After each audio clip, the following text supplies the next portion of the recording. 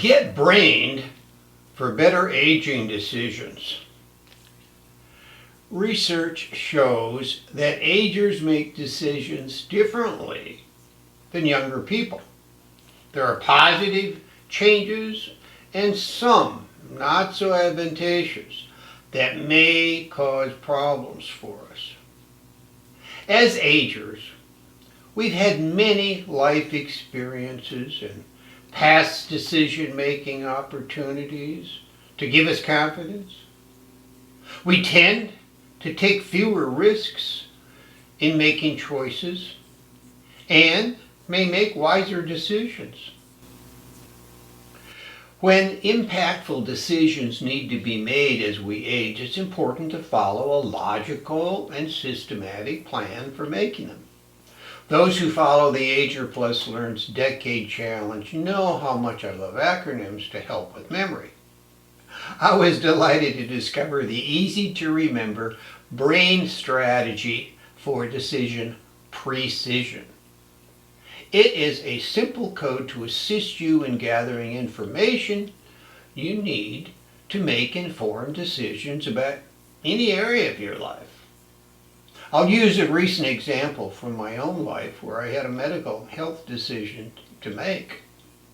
First, let's break down brain so you will know what each letter represents in the decision process. B is for benefits, R for risks, A is for alternatives, I, intuition, and N stands for nothing. The medical decision I had to literally face, here it is. All my adult life, I visited dermatologists to remove sunspots from my face called actinic keratosis. The standard treatment is freezing with a liquid nitrogen spraying procedure known as cryotherapy or cryosurgery. After a frigid blast for a few seconds, the skin is frozen and will later peel off. Any of you with light skin have probably been through this procedure. Pretty simple, but not very pleasant, always squinting. I recently had a more serious type of skin lesion called a basal cell carcinoma, BBC. They do not metastasize like more serious skin conditions such as melanoma, but can still cause tissue damage if not treated. A biopsy revealed a BBC right on the end of my nose. I had a decision to make. I was starting to make videos for my YouTube channel and I wanted to do them without a nasty scab on my nose and a necessary bandage for a few weeks.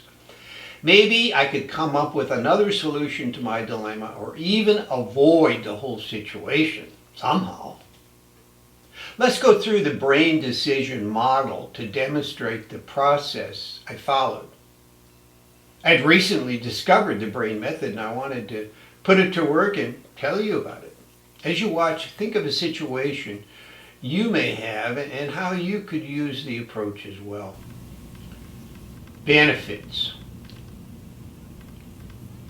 The dermatologist referred me to a surgeon who recommended the MOHS, M-O-H-S technique of removal that would leave a dime-shaped scab on my nose that would also require a 6-week healing period.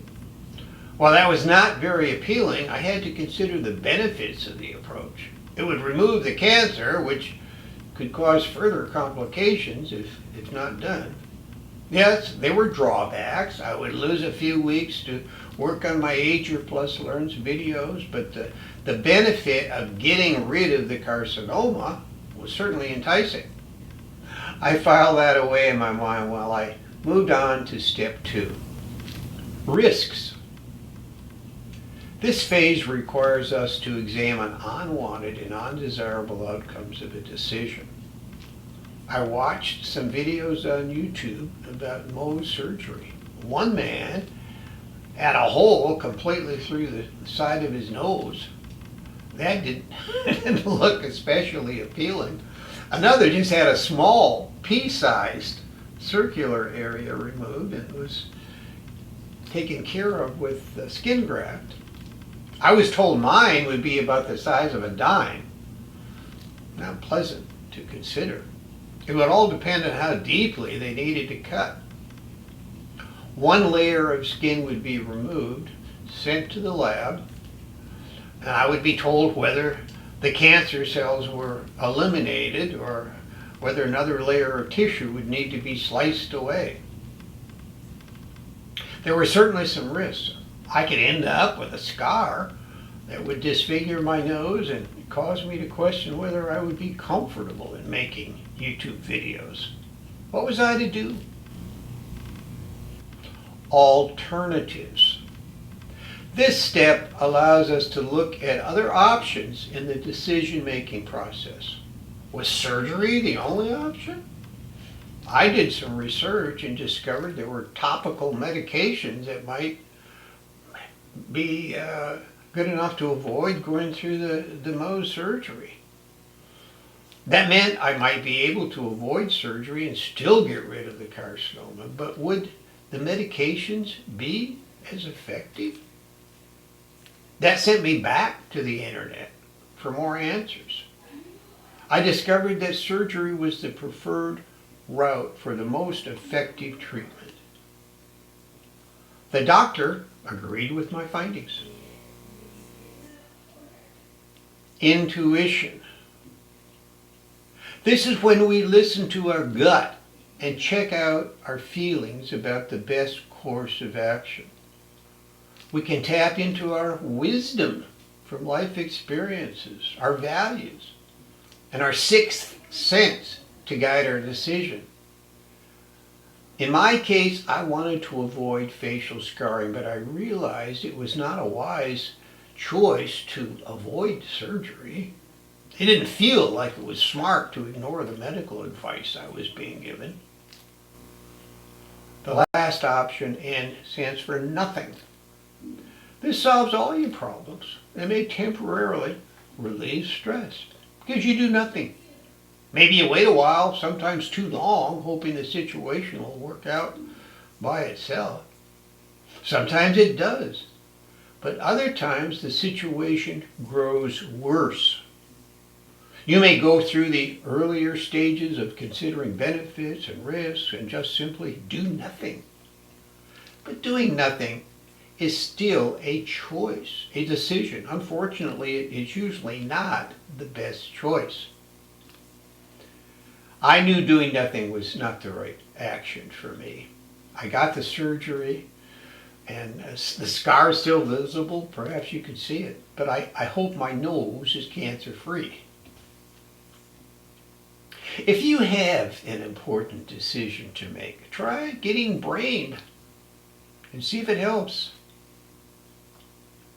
Let me know in the comments, and I may use your example in future videos on decision making. In the meantime, let's learn to be older and like it most of the time while we improve our decision making skills. Humpty, the Decade Dude, wishing you a decisively delightful day.